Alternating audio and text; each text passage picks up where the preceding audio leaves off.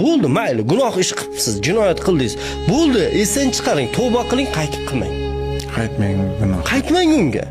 Eslab yurmang. Kimdir sizni xafa qilgani, bo'ldi, kechirgan bo'lsangiz kechirdim deng, esingizdan chiqaring. 3 kundan ortiq arazlashish mumkin emas. Kechirmasangiz ham hech narsa o'zgarmaydi, esingizdan chiqarmang. Mana kechirmadingiz-a, qalbingizda husumat paydo bo'ladi.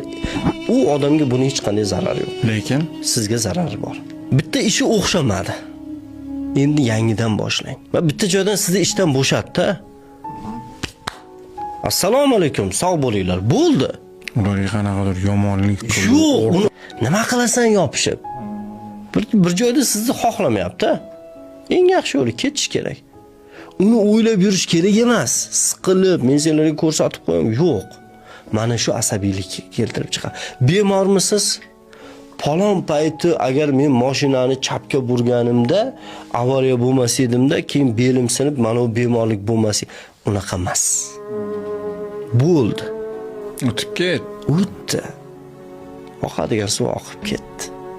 Endi u suvni orqaga qaytarib bo'lmaydi. Sizga xiyonat qildi boyagiday. Kechiring, yaqinlashtirmang. Chunki taqdirlar yozib bo'lingan.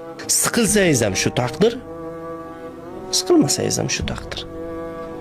Siqilsangiz 2 karra ziyon ko'rasiz, siqilmasangiz bundan tezroq chiqib ketasiz.